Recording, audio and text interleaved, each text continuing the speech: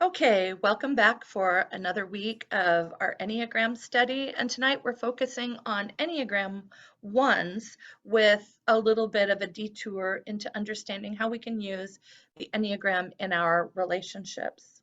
That's where we'll start this evening then, employing the Enneagram in your relationships. So there are experts online who will tell you that twos pair nicely with threes and eights, or that fours are best with fives and nines, like you're doing a wine pairing based on your entree.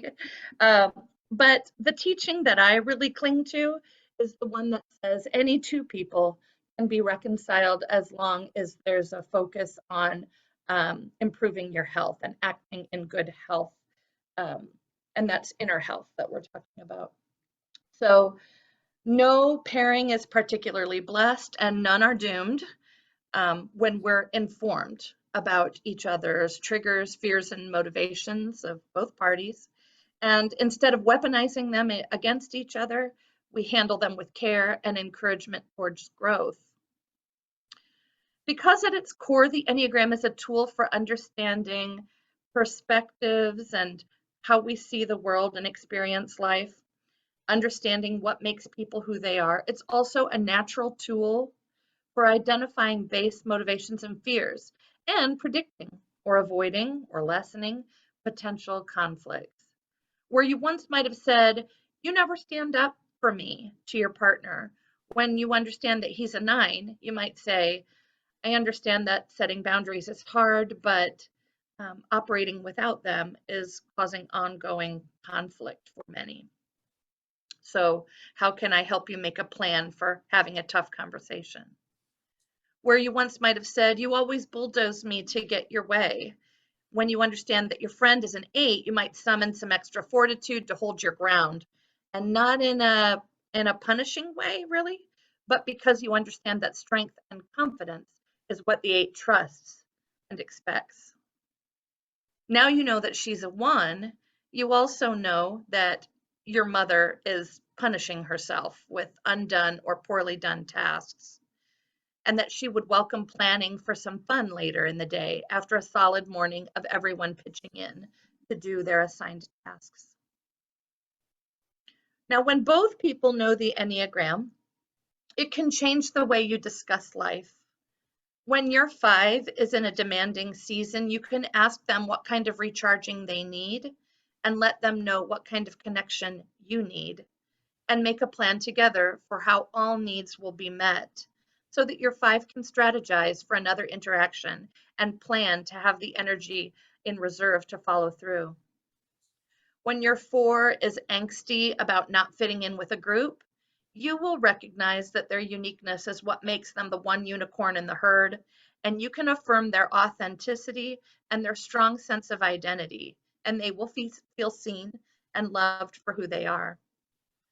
When your two is resentful that more people haven't reached out with care when their household was down with COVID, ask them if they asked for help and let them know that it's okay to do so. And by the way, they didn't. So, knowing the Enneagram also specifies the particular strengths of each type and reminds you to name it and celebrate it and maximize it. That uncompromising one is fun on vacation. The moment you get home from Disneyland, start dreaming about the Florida Keys, and maybe we can take a quick weekend in Brown County in between. The reclusive five, so helpful in making a decision because they're impartial and knowledgeable about the facts. And in a crisis, the eight moves swiftly into action, while others are panicking and unfocused. So trust them and follow and thank them afterward. We'll learn more about using the Enneagram in practical action in our interview portion. So moving on now to the ones.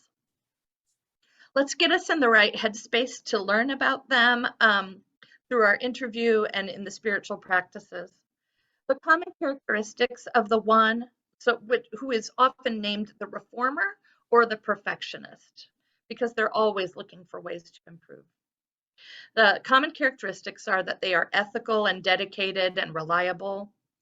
They're very rational, idealistic and principled, purposeful, self-controlled, perfectionistic, and they are committed to a life of service and integrity. They're responsible, but they can also be very fixated on the flaws, critical, judgmental, and sometimes controlling. They're in the anger triad, which of course is sometimes called the gut triad, and they're dominant in doing. They're prone to action. That's what they want. Um, and the stance that they're in is compliant or dependent. So that means that they are repressed in thinking, they're oriented to the present moment, and they move toward people in order to formulate and clarify their thoughts and opinions um, and their plans. The deadly sin or passion of the one is anger, which might be described better as resentment. We'll learn, I think we'll probably learn more about that in the interview portion. And their fear is of being bad. Their motivation is to be a good person, to improve things, and to avoid blame and condemnation. The possible wings for the one is the 9 or the 2. And in stress, they pick up easily the unhealthy qualities of the 4, and the direction they move in security is to the positive qualities of the 7. From the chapter of reading that we had for this week, ones have a high expectation, not just of themselves, but of others. And because they're principled and spend time thinking about what is morally, ethically, spiritually correct, they sometimes tend to believe they occupy the moral high ground, especially compared to others who aren't necessarily spending that time thinking about those things. Ones are terrified of making a mistake. I also noticed in the reading that ones are surprised when others feel criticized by them. A 1 tends to believe that people and things and behaviors are either perfect or wrong. And I thought it was interesting on page 102 of the reading, it said, when parenting a 1, make sure you correct them away from others so they don't feel shamed. And honestly, I think that's a thing to keep in mind in relationship with ones as adults, not just parenting them. Not that we're necessarily correcting other adults, but if we have questions that might make them feel like questions about their choices or their opinions, you might want to handle that with care so that ones feel like they're not being called out publicly. And no one cares more about the details than a 1. And that's a great person to have around. Lori's been gracious enough to be the focus of our 1 interview, and she's done a lot of Enneagram work. So those are always great guests to have. As usual, we're going to be hearing personal details of our interview subject, and eventually Chris will join us and we'll focus on how the Enneagram has been useful in their marriage and other relationships. And those are personal details that we're going to want to handle with care and discretion. Lori, thank you for being here with me and answering our 1 questions and helping us to learn. Sure. I'm worried that my hair is not looking perfect. I'm obsessed with your hair. It always looks happy and joyful. All right. So the first question I have for you that pertains to your oneness is, you said that your sister-in-law introduced your whole family to the Enneagram with a holiday book study, and that you pretty quickly landed on 1. Is there anything else you would want to flesh out about your entry into the Enneagram world and identifying yourself as a 1?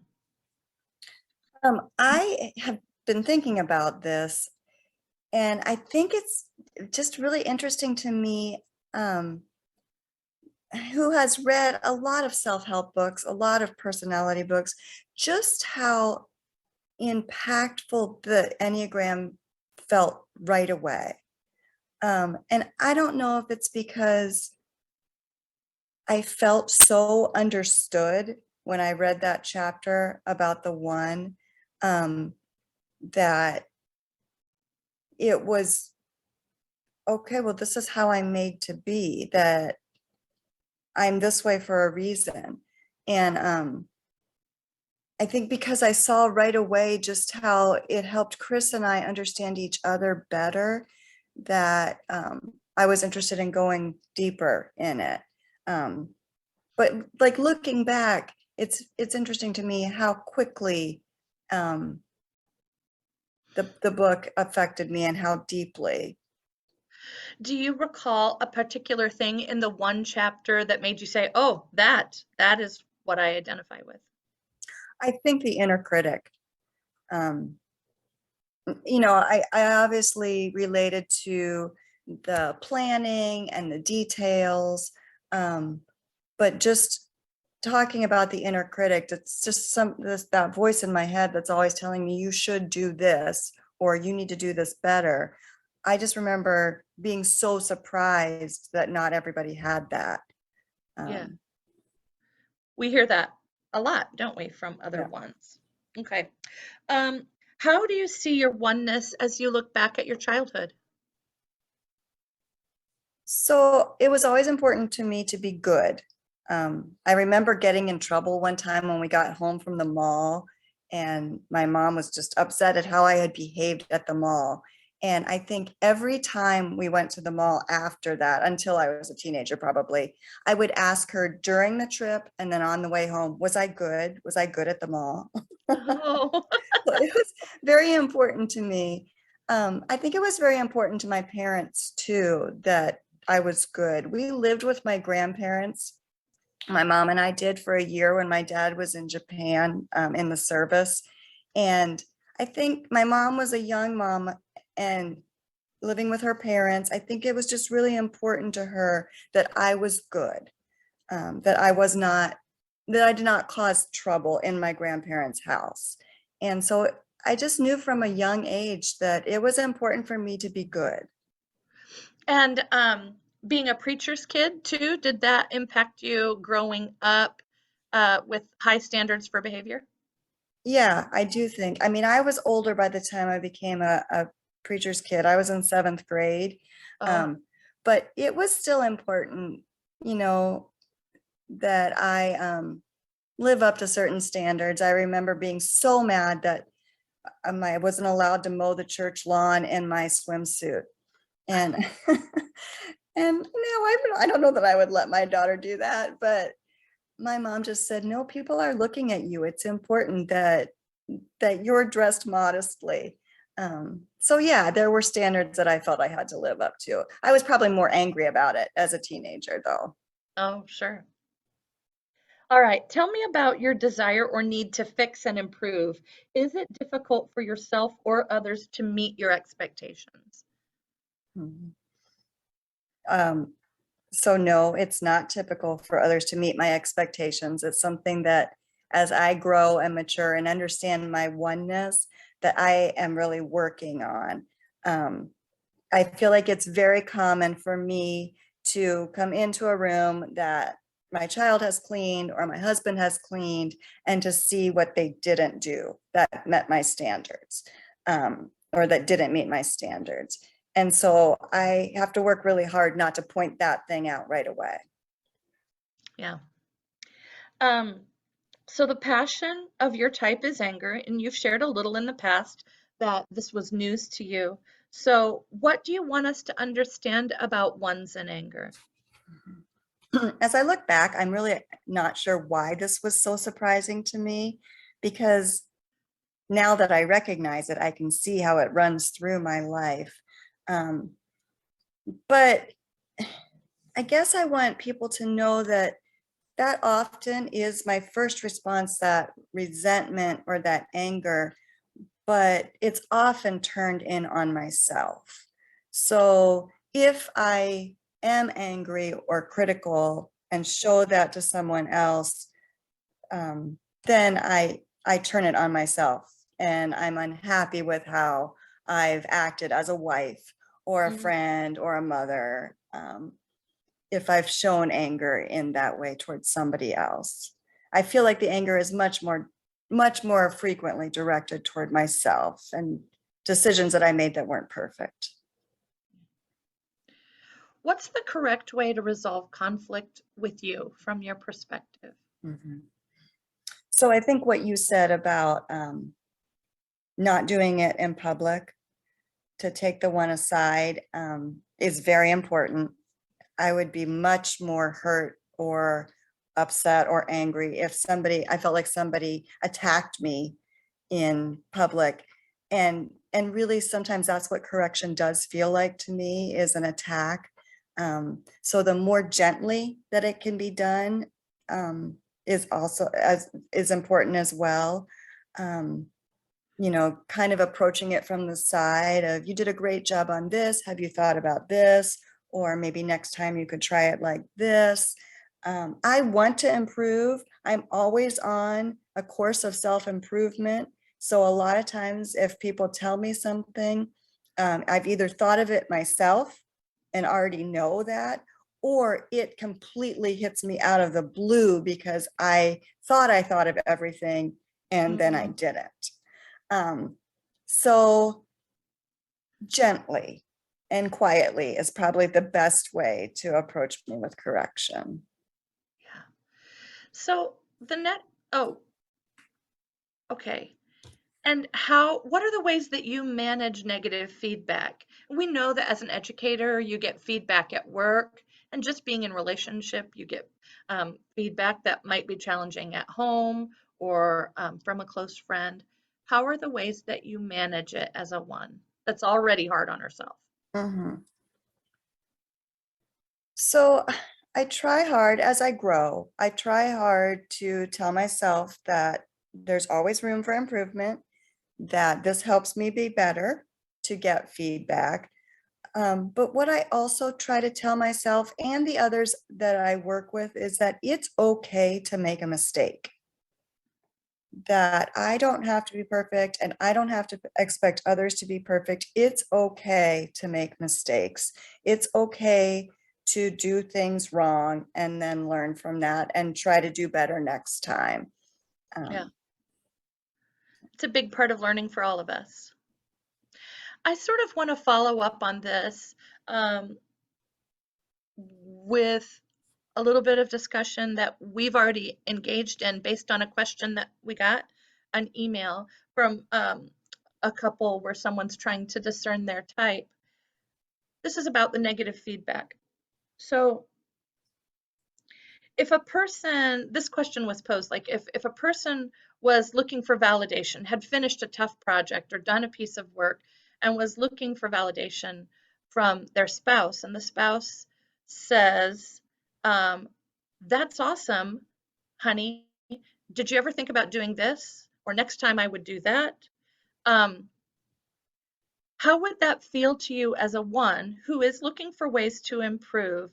I guess I thought about it and thought to myself as a four, as a sensitive person, if I'm looking for validation, validation is all I would want at that moment. Now we don't always get to have only the things we want, but validation is what I'm looking for in that moment. But I could imagine being ready to receive the thoughts for improvement a week on the road. If my spouse said, you know, honey, I'm still thinking about that great project of yours. I wonder if it would even be better if next time, yada, yada, yada. So mhm. you, as an improver, reformer, perfectionist, how would it feel to you and be best received? So I think that what you talked about as a way to approach it, total validation, and then maybe bring it up again later, with, I think that that's a great way to handle that with anybody, any number. Because it lets the person know that you feel like what they did was really good and you've been thinking about them and their project and have some ideas for improvement at a later time. I think that's a great way to handle it. As a one, I think what I would do is listen to my husband tell me how great it was, and he does very well at that. He is all about validation. I would listen to that, and then I would say, but is there anything I can improve in it? Oh, And and hopefully he would tell me that then. Because I really would want to know, but probably I would want to ask for that. instead of Oh, just getting that feedback attached to the validation. interesting. Yeah, that is very helpful. That's Mhm. really helpful. And it's helpful for those of us, whether once or not, if we're really looking for ways to improve. Yeah, honestly, here's what's great about it. It's so honest. Like, it's so insightful and self-aware to know that all I want to hear is the good stuff in this moment. And Mhm. it's really self-aware to know that what you're looking for is ways for improvement and to be able to voice that. That's super helpful. Good. Does it feel like love, Lori, when you tell someone else ways to improve? Yeah, I think about this question a lot because we've talked about it a couple times. It does, because I feel like I'm making their life better. Like, so like not necessarily if they've cleaned their room and I see things that I wish they'd done differently, that doesn't necessarily feel like love. But if one of my sons is struggling to get a handle on their schedule Mhm. or to make sure they've followed through on things, for me to provide suggestions or ways that they could make their lives easier in my eyes, that feels like love to me because I feel like I'm helping them make their lives easier or helping them be more productive. Um, so to me, it feels like love. Yes. Yeah. And you uniquely see the path to that improvement, probably. Right. Does Or I it think I feel, do. yeah. Does it feel like love when you receive the, uh, not criticism, but like the suggestions for improvement? I, I feel like if I've asked for it, it Uh-huh. feels like love. So, like, I think of times my mom, who identifies as a one, has offered me suggestions, probably from the same place of love. It doesn't necessarily feel like love to me. It feels maybe more like criticism. Mm-hmm. Um, but if I go to my husband or anyone, one of my friends, and say, "Hey, I'm struggling with this. How can I make it better? What could I do to do this better?" And they think about it and give me feedback, then yes, that feels like love. Yeah. Let's talk about the inner critic for a little bit. I think it's such an interesting aspect of the one personality. Um, I want to know, is it audible? Do you recognize the voice, and when did you become aware of it? I really remember it being aware of it in college. Um, I'm sure it's been there much longer, but that's when I really became aware of it, of this voice in my head telling me, you should do this, you should do this, and feeling guilty if I didn't. Um, it's not necessarily audible. It's just like thoughts in my head. And probably most often in my own voice. But I think sometimes in college, I confused it with God's voice. Those shoulds I thought were God telling me. And I've come to realize that probably is not the case. It's mostly my own voice. Um, if I'm angry about something or if I'm remembering something from, you know, my mom criticizing me or somebody else criticizing me, then it might be in their voice, Hmm. but it's mostly my own voice. Yeah. And I thought it was interesting that um, there was a time where you might have confused it as God's voice, because something that I sometimes ask ones when we're trying to, learn about the inner critic or learn about oneness or something is like, did it ever feel like your conscience?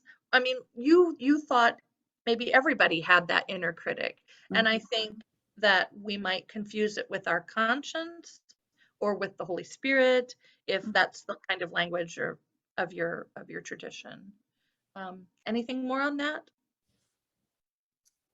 Yeah, so maybe I think of it as my conscience or my super ego, just telling me the shoulds and oughts in my life. Um, I'm not sure what the difference is between that and my inner critic. I mean, it tells me what's good and bad. So that, I Yeah, guess that's why I was surprised that not everybody had that. sure. And something else that came about from our discussion about this question that we had is like, it's kind of interesting. Let's examine what's the difference between the inner critic and shame. Because the Mhm, two numbers this particular person was considering, one was the one, which has an inner critic, I'm not good enough, or the fear of not being good enough, and a number in the shame triad that always feels deficient, like that we have to operate in a certain way in order to be worthy.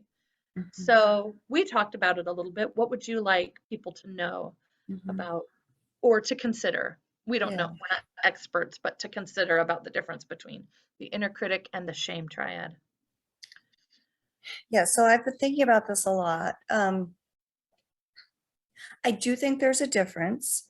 Um, Not that I don't feel shame, but I feel like I'm mostly judging my actions as what I do are right and wrong, and not so much myself being deficient. So I usually am thinking I could have done that better. I could have handled that differently. Um, and I feel like, so there's probably some shame in there. I could be a better mother. I could be a better wife. I could be a better friend.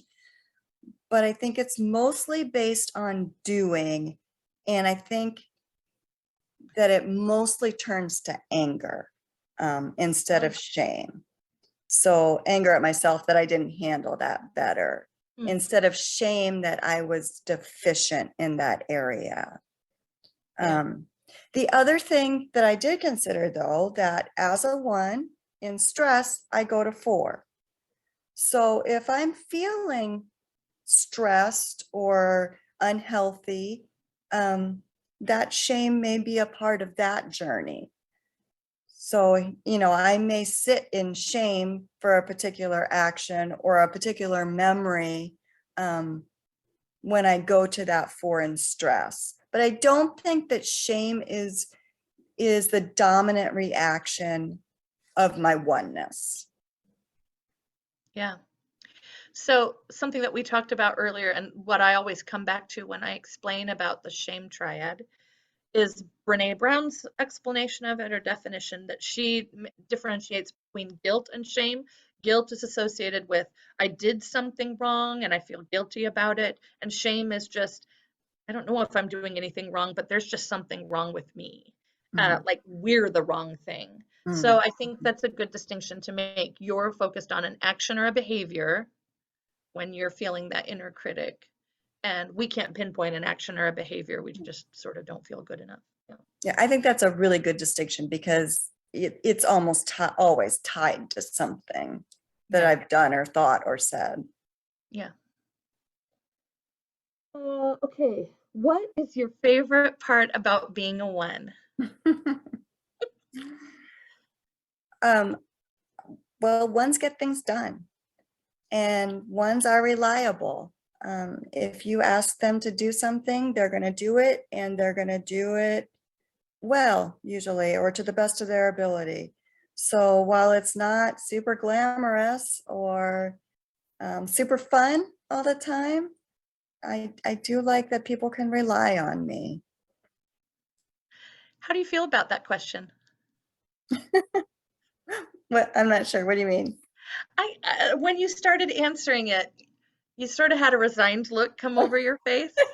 And I thought, do I remember you answering this question in the past with, I kind of struggled with this question, but Well, I, maybe I don't struggle with it. Maybe that was something I put on you. no, I think it's just that ones that I'm not going to be the fun one, or I see myself as not the fun one. I'm always the bad guy in the parenting situation. I'm always the reliable one at work. I'm That's never gonna, terrible, right? Being I know, reliable? Come I on. know, but it feels so workhorse sometimes. Oh, I'm just not going to be the one that, I don't know. I'm not going to be the fun one. you're needed. You're needed. All right. What do you wish others knew about being a one? I actually remember your answer from last time. I wonder if it'll be the same. Oh dear, I don't remember, so I don't know if it'll be the same. What do I wish others knew about being a one? I wish that they knew that as critical as I am of anyone else, I am far more critical of myself. So you're getting the That was tip the of the answer. iceberg. Okay. So, and if I criticize you, and I'm not critical of people that are not in my inner circle usually. So if I criticize my husband, he should be happy that I didn't criticize him for all the things that I thought, that I just said one thing. Like I showed great self-restraint in that. Which I'm kidding, obviously. I don't need to criticize at all a lot of times. But there's far more I am usually thinking, and I'm far more critical of myself. Okay. And what makes you feel loved, Lori? I think when I'm recognized for the work that I do, that people realize that if they give me a job, I do it well. But also when people realize that they can help me, that I can delegate, and if I give them a job, that they'll come alongside and help me and do it well too, that makes me feel loved. When my husband takes over a job for me and does it in a way that he knows I would like, that makes me feel loved. It also makes me feel loved when I'm recognized, not just for the reliability, but for the fun that I am, that I can be. I think that makes me feel loved too. Sure. And what is your superpower? So when all the numbers are gathered together and you have your oneness to offer, what is yours to do? So I often set the agenda for this time when we're all together, and I will make sure that we move through the agenda and get out on time. So. Okay, we appreciate that. Wonderful. So for the rest of the interview time, we will turn our attention back to relationships and particularly how the Enneagram has impacted Chris and Lori's marriage. So Chris will be joining us for this part of the interview. Welcome. Thank you. Um, so I would love to know from the two of you, like, did you find prior to the Enneagram that there were relational brick walls that you just kept running into over and over again? And how has knowing the Enneagram changed the pattern or impacted the pattern? Do you want to go first, Chris? Yeah, I think we went through the progression that I think most couples did, going from about the 90s on. So Myers-Briggs, we kind of stumbled on Gottman's work about bids, and I think that was somewhat helpful. And then maybe a little more recently with tendencies, which I think started a better conversation with those four tendencies. But I think, as Enneagram 7 and Enneagram 1, and how, and I would agree with all the things that have been said, ones are misunderstood by those on the receiving end of what we would consider as being criticism and judgment is what I would say the rest of people that run into ones that are in close relationships with. And I think there really wasn't a framework until I think Enneagram where we were able to kind of back up a little bit and then look and then realize, oh, okay. So that, like, for me, Enneagram 7, that was a profound moment, I think, in our relationship, because I think Lori might have been trying to communicate that to me, but I wasn't hearing it. I also have a tendency of wanting to gather a bunch of information around, and then apply that information and such. And I think this has given us a framework to have better conversations and less, and I think you'll have a question coming up here pretty soon, but just being able to work our way through what would be maybe something small that then, right, turns into something that, it's still simmering after days. Yeah, I can see that. How about Lori? Have you run into the brick wall of Chris over the last 30 years? 32 Well, almost. I do think that not realizing that we looked at things in different ways, or realizing that we did, but not understanding why we looked at things in different ways, I think led to kind of ongoing accusations. Like, why do I always have to be the bad guy in this situation?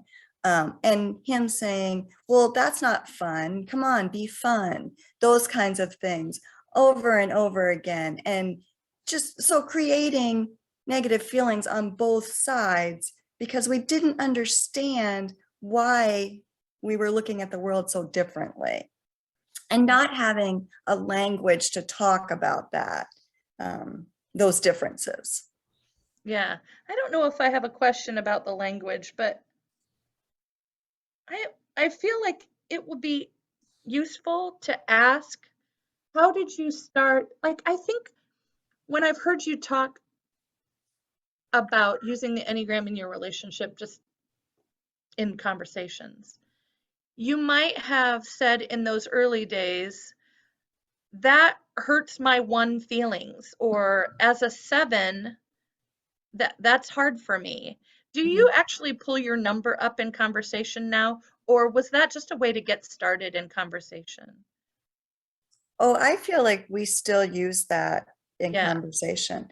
I think one thing that we did, maybe mostly me earlier on, is maybe used it against the other person in ways that I shouldn't.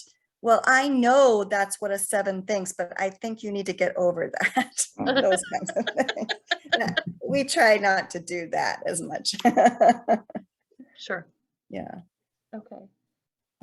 What clarity did you gain about each other when you learned the Enneagram? So this would be very type specific, not just general, but like now that you know the 7, Lori, what did you say? Aha, now I know this about Chris, and swap that for you, Chris. Well, I think one of the most striking and important things I learned was that the 7 really does avoid pain and reframes, like tries to reframe everything. And I had experienced that all through our marriage, but thought that it was a good thing, that I was the wrong person because I wasn't looking at every situation and saying, oh, but here's a way to look at it in a happy way. So it was very important for me to realize that, yes, Chris does that, but that's because he's avoiding pain. And so as he's grown and experienced ways to deal with that pain, it's important for me to honor that and let him express those painful things that he's going through too. Yeah. And Chris, how did learning about the 1 mean that you were learning about Lori in a helpful way? Yeah, and she has mentioned this also earlier in your interview, but in times of stress, I go to 1. And so when I was reflecting about that today, when I go to 1, it doesn't seem so well thought through. It is impulsive, and you don't have a lot of control over it. It's just almost natural to go there. Mm-hmm. And I think the most profound part is realizing that whatever I feel like I've been on the receiving end from Lori, from a 1, and this is just profoundly, it breaks my heart that even more internally, she's turning on herself with that inner critic, and so, sometimes I think that we, if we're arguing or something like that, we want to make sure that they feel the punishment, whatever. And I think what it realized for me is that the punishment is even more intense internally. So, and she joked about it, like she could tell me all the things that maybe she sees that I'm not doing, or the deficiencies, but to realize that, from her standpoint, how how hard that she has been on herself is, it's a growing idea of empathy of, wait a second, maybe I should be more gentle in this situation. Maybe she is super frustrated, say for instance, like last night, and trying to get this all correct. And the whole technology thing, maybe I need to not be as reactive and just kind of just sit with it and just let her, I guess, not internalize everything that's going on. And I think that was so helpful, that if I feel like I'm being sort of attacked or criticized or being offered some really good advice that I did not ask for, that is a constant loop going on. Like, I don't think it shuts off. And I think that has helped me a lot. Yeah. So in a situation like last night, did you sort of remove yourself from it and let her spin her wheels and then like come in and solve a problem here and there if you were asked for it, or were you in there trying to help? I don't know. We were right together. And I think like in that type of situation, probably still wasn't perfect, because I was still, because a part of 7 is that we don't like to really be questioned. And that, why didn't you understand my direction there? I don't understand your direction. And not to take that. And I think that's the idea of being able to listen and distance yourself and not take emotion to be attacks and that sort of thing. Yeah. So you just sit with it, and you find a resolve, and you just keep working on it. Whereas maybe before, what I would do is I would just walk away and just say, I don't feel like I should be treated this way. Well, I'm not being treated anyway. She's trying to get through the situation because she wants to do things right. Oh. And that she gets to a comfort level that she wants to do. And I don't think that's just giving into a personality to say, well, they're getting all they want or whatever that means. I think it's putting your partner at ease so that they can be healthy and such. Yeah. Feels important. At least that's how I saw it. I don't know if you have a different take on it, Lori. No, I think that was good.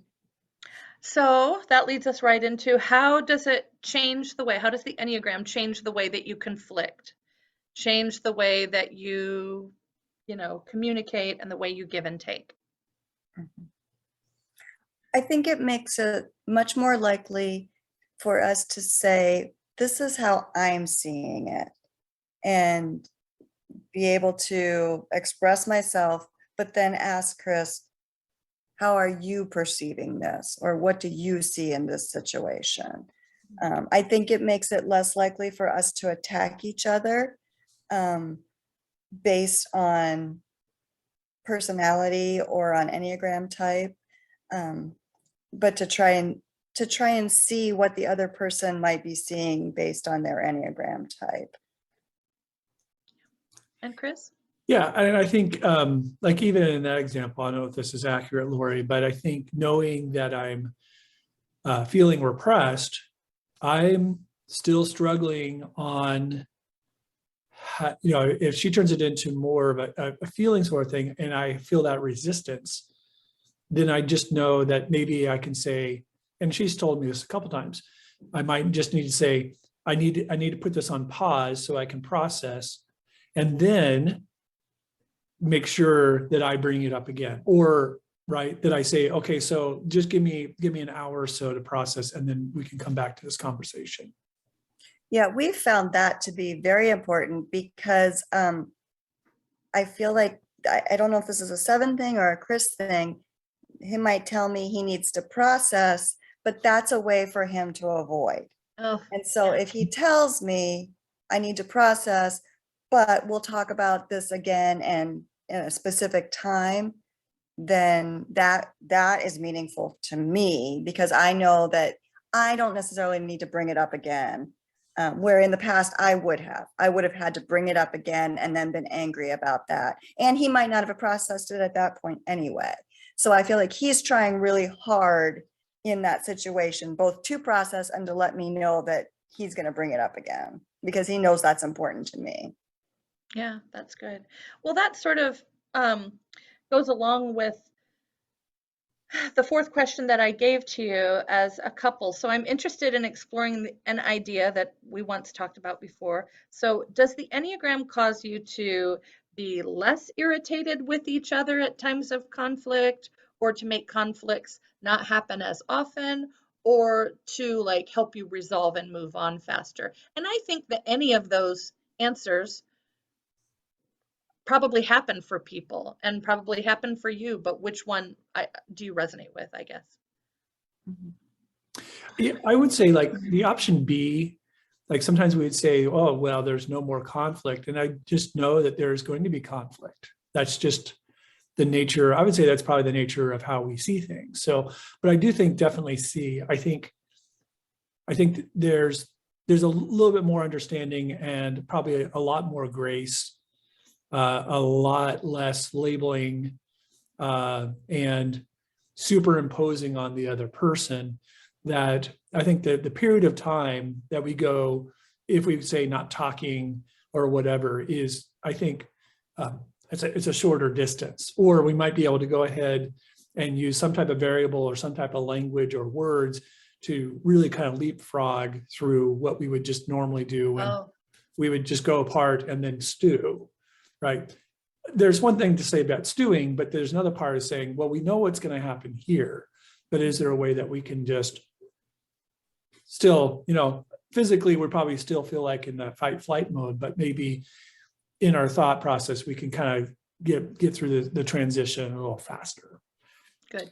I do think too, though, that there's probably less conflict because it allows us to structure certain things in a way that might cause less conflict. So, for example, like if spending money is a conflict, like I'm much tighter with the purse strings and Chris is not,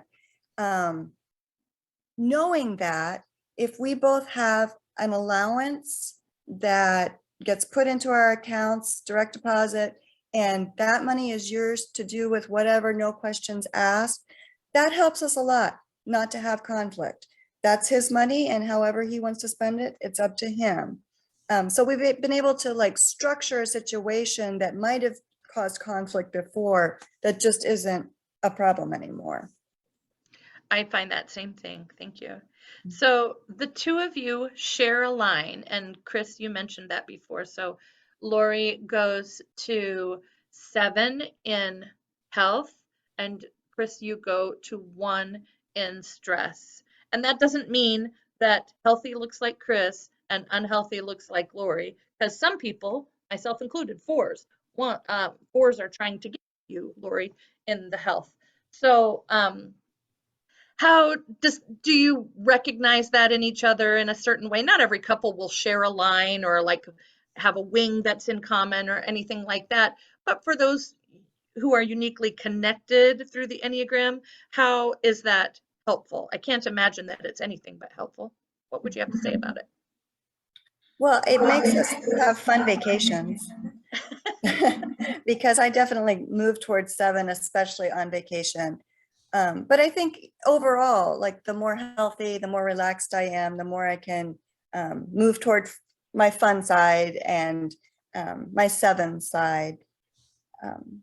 So I think especially when we're planning a vacation or planning something together, even in the midst of this transition of move, when we're planning things together, I think that we share that 7 line. Yeah. Yeah, and I think that's what you said, Laura. There's really important that because I was doing some reading as far as if your partner is a 1, what are things that would help build that relationship and strengthen it, and definitely because Lori's attention to detail in mind for maybe possibilities, the whole the idea of planning for what we're going to do this weekend or what we're going to do on our vacation or whatever that puts us probably in the right spot. That's something that we can share together.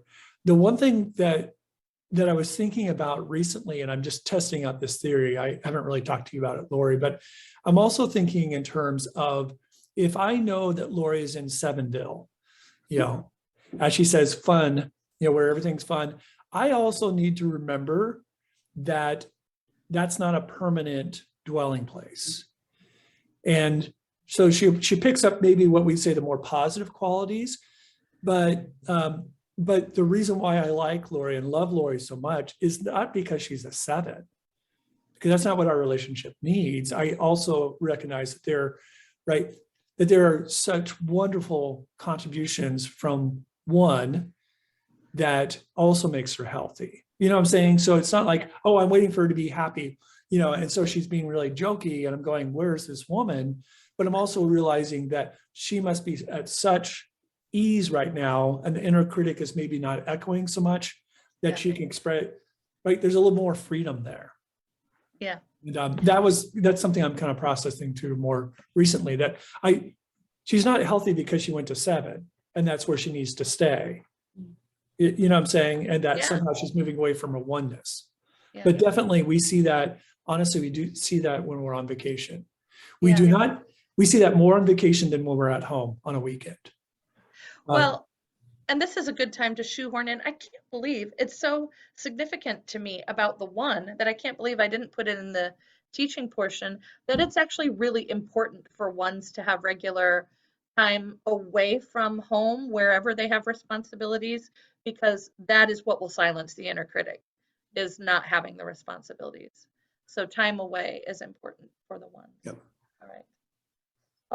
And the last question I'll have for you as a couple is, we've been talking about the Enneagram in a marriage, but have you experienced benefits of the Enneagram in other relationships, even if the other person isn't necessarily Enneagram aware?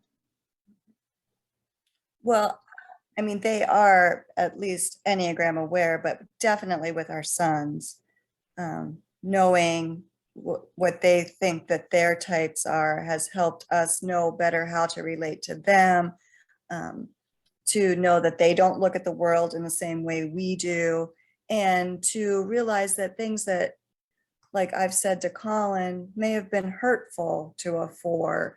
I just think that it's really helpful to know that how they look at the world. Sure. Yeah. Yeah, and I'd echo that. I mean, I could talk about work, but work you can kind of displace yourself, because you have kind of your own responsibilities. But yeah, I think definitely within our family, it's become definitely a part of conversation, and sometimes little jokes too. Like when things are a little chaotic or something like that, Evan or Colin, if Colin's here, is, let's make a plan, and it becomes a little joke, but they all know. That's the thing about it, is I think they're starting to realize more and more how crucial what Lori brings to the family is really needed in their lives too. Yeah.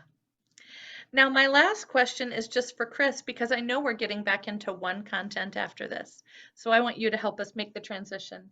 So Chris, what is something that Lori brings to your marriage, your household, your family, that makes you really grateful for her oneness?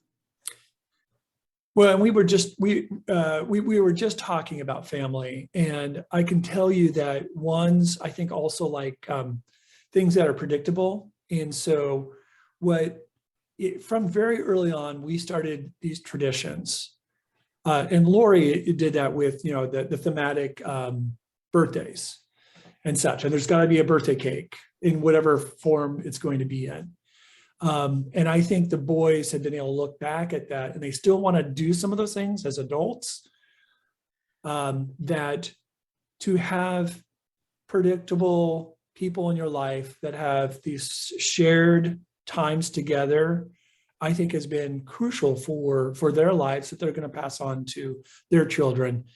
Because I didn't really have that in my life, and Lori did have some of those things. And I think that has probably given us joy to see that the boys we're even floating an idea of maybe doing a gingerbread house, and then we kind of go, but we still have those solid things. I think I've also seen that they really do light up when they're all together because of Lori, and I think they're recognizing that more. So Lori has said a couple times during the interview, and you can go back and listen to it, that one of the word clouds is that she doesn't feel like she's the fun one, that she's the enforcer, that she's the heavy, that she just gets things done. She calls it, she said the workhorse, which is maybe not a beautiful thing. which is really not true.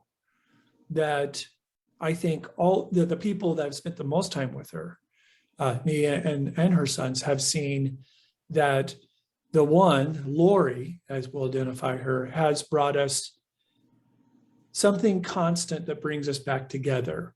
And there's definitely, I mean, whereas I might think, let's do the Legos and stuff like that, there is something that's solid. I don't want to say adult-like, but there's definitely a maturity that she's brought to all of our relationships that reminds us that, yes, we can do the fun things, but the fun thing is typically a result of doing the right thing, right? Doing the things that need to be done, even though we may not want to do it, or as in the case of maybe one of our sons, want to do the avoidance sort of thing and maybe take a nap, that when we are all kind of in that space of getting things done, then there seems to be more freedom that is there. And I think you do experience more freedom because you're doing the right things along the way. Oh, And that gives us, I mean, it gives us great joy. We don't always recognize it. And sometimes we'll go ahead and complain about it, but things get done and then you can go out and play in the snow or whatever you want to do. yeah. Well, thank you to the two of you for sharing about how the Enneagram has impacted your marriage and taught us so well. And Lori, we will turn it over to you now for spiritual and growth practices. Thank you. So as we think about the ones and interacting with them, know that, like we've talked about already, that a lot about being a one can feel heavy. Remember that we want to make things better or perfect, and so we're hard on ourselves and can be hard on others as we try to make that happen. Remember, as you try to deal with the one, that if it seems like they're critical and hard on you, we're much harder on ourselves, because we live with that inner critic who's telling us that we didn't do something right or we could have done it better. One spend a lot of time in unproductive thinking, so make sure we have a rationale for what we're choosing to do. We have to be prepared to answer for our actions. I'm going to show you a video of my one nephew. I think he says very well what it's like to live with the inner critic.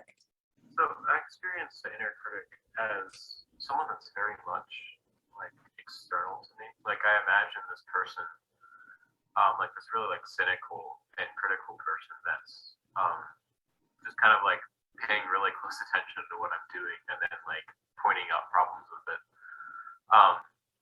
Like whenever I'm writing a paper, like whenever I'm writing something, like I'll kind of imagine what like the most critical criticism of that of what I'm writing could be, and like I'll kind of imagine just someone like reading over my paper, like expecting to hate it and like pointing out all the problems with it, and like just like pointing out problems with it and like criticizing it. And so like I think this can sometimes make my papers or like what I'm doing better. But it can also give me this false sense of security, because if I feel like if I already refuted like a lot of potential issues, like I'm gonna feel like it's better than maybe it necessarily is, because I mean there's obviously gonna be problems that my inner critic that I hadn't thought of. And then like also that I think makes me take criticism worse, because I like whenever someone is pointing something out, even if it's constructive, like there's a good chance that I've already thought of it. And so if I have already thought of it, it kind of just feels like someone's not giving me enough credit and like thinking that I'm less prepared than I actually am, which of course isn't true, but like that's the way it feels to me, because I feel like it feels like someone's thinking that I'm like less put together than I actually am. But if it's something that I haven't thought of, then it's like then it kind of makes me feel panicked and like I'm inadequate, and like then my inner critic kind of steps in and is like, well, why didn't you think of that? So I don't take criticism. Well, I wish I did take it better. But I do think kind of that like person that I'm imagining is criticizing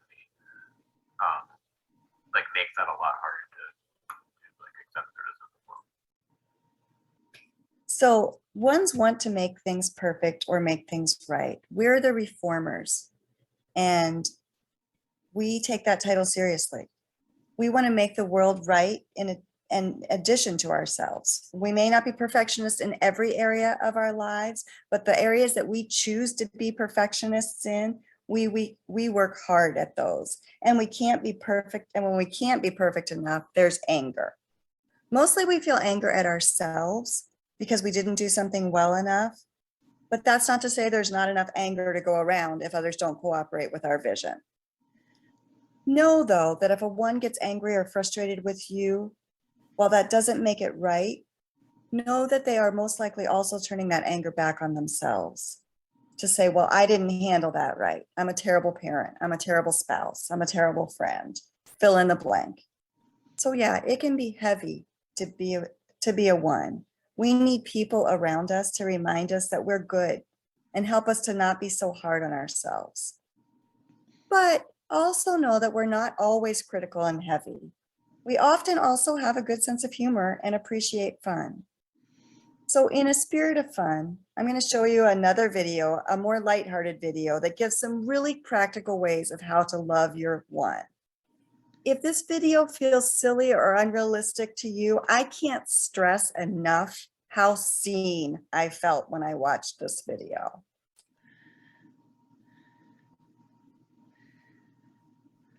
So, you have an Enneagram 1 in your life and you want to know how to love them better and honor their unique qualities. In this video, I'm going to share with you the top 10 ways to love your Enneagram 1. The basic desire of an Enneagram type 1 is to have integrity, to be good, balanced, and right. They strive for perfection and they're always trying to improve things, but they're afraid of making a mistake. If your partner is a type 1, perhaps they're feeling stressed out and out of control. Instead of ending up in a shouting match, here are the top 10 ways to make them feel loved. We're starting with number 10. Ones are detail conscious. They appreciate the little things, the small gestures like being on time, proper introductions, and writing thank you notes. To show your one that you love them, proofread your text for grammar and spelling. I cannot emphasize this enough. I find that ones tend to be the ones that reach out to me and tell me that I've made a grammar and spelling mistake on my Instagram, on my YouTube videos. They care about spelling and grammar, so proofread your text that you send to them.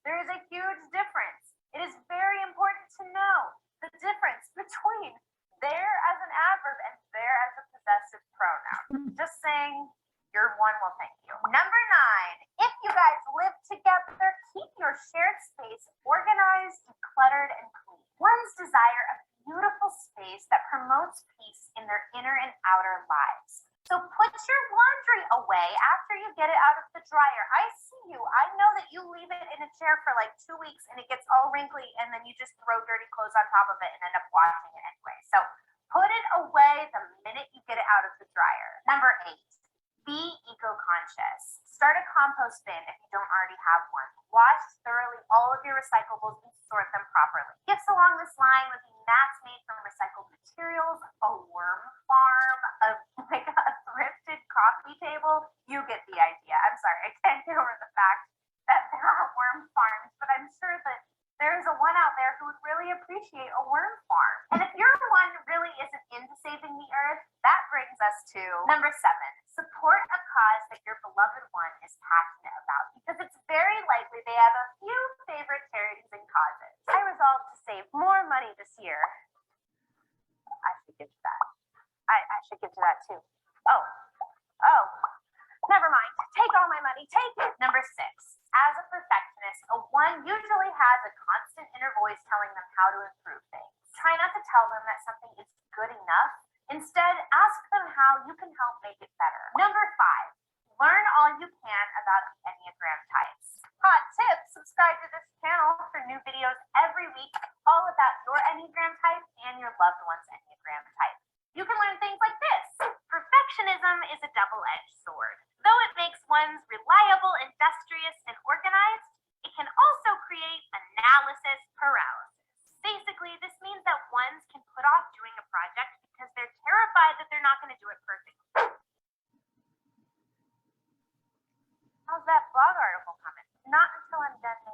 world's longest writing pencil. You know, the article's going to be really great. What if I wrote this? Look at it. Imagine taking this in to take a test. It's like, come let me grab my pencil. Cool. Number 4, make sure that you're taking on your own share of the responsibilities so the one doesn't end up doing all the work. One's like schedules and accountability. So if you haven't looked at that chore chart in a long time, I highly suggest to show your one love, you go unload the dishwasher right now. You go look at that chore chart. And expect a discussion about the ethics of this division of labor in the household. Number 3, compliment them. And don't expect compliments in return. Reassure your loved one that they are doing good.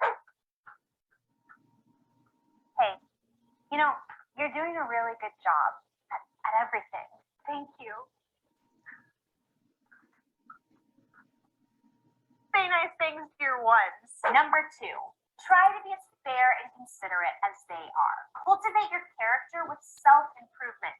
Get a goals journal, and then you and your one can sit across from each other and talk about your goals, which is awesome and fun and a great way to connect. And finally, drum roll please. Number 1, encourage them to have fun. Listen to their worries and encourage them to lighten up, and plan a fun activity that just banishes worry altogether. Go on a roller coaster. Go to a really fun, energetic exercise class. Do something that will get them out of their bubble of worries and just like let them loosen up and have fun. Let me know in the comments if these tips worked for your partner. And if you are a 1, please comment down below if I missed anything, or if there are some really big things that you feel loved that you would really like people in your life to like apply to you. So put those in the comments to help us all out, because I want to know how to love the ones in my life the best, and I know that everyone else does too. So tell us your personal experience. What makes you feel loved? What makes you feel like you can kind of relax and like you don't have to worry and take on the share of the work? Let us know. I put out new videos every All right. Thank you, Abby. So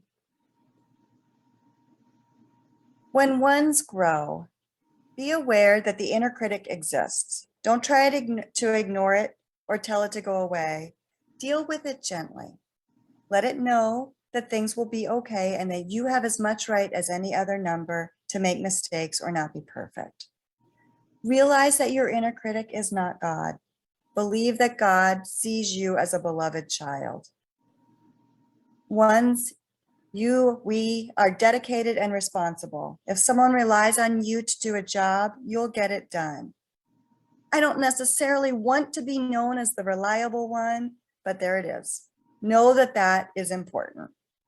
But also make sure you give yourself breaks for rest and play. Learn to say no or to delegate if you need to. But also know that means learning to accept that things done for you may be done in a different way than your version of perfect. In that same vein, know what is yours to do and accept that others have different gifts. You don't have to compare yourself to them and worry that you fall short. So if I'm leading a meeting, I'm great at setting the agenda. I'm great at moving forward through the meeting and addressing the issues and getting out on time. I don't also have to be the one who leads the team building exercise. We want to be perfect, but it is good work for us to recognize our own flaws and vulnerabilities. And when we recognize them, it's good to sit with them and reflect on them before immediately starting a self-improvement plan to make ourselves better. It might be better to process with an accountability partner before we move forward. And lastly, learn to recognize the anger that the ones feel.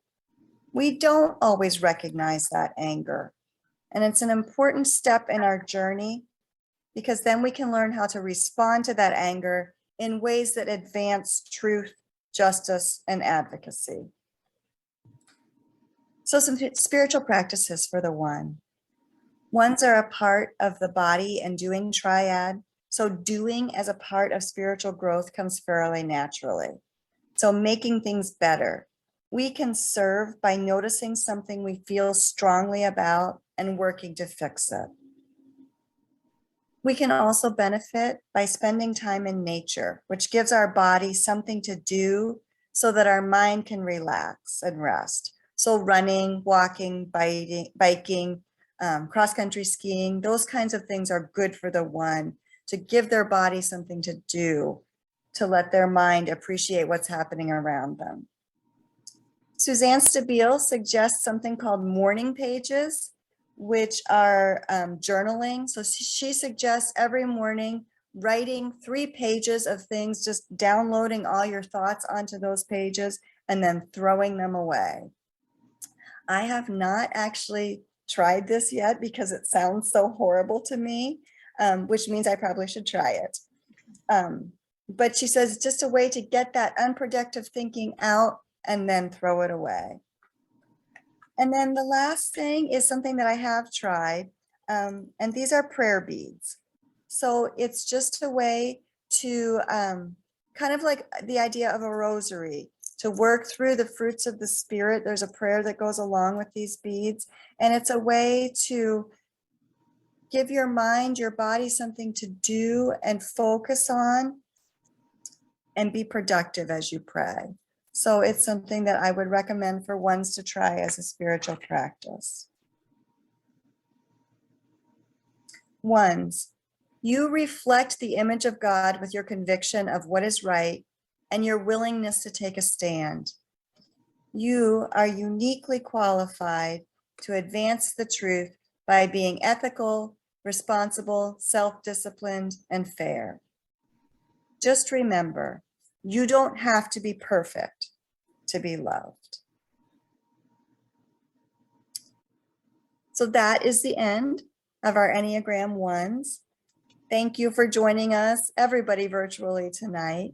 Remember that you can email questions if you have them.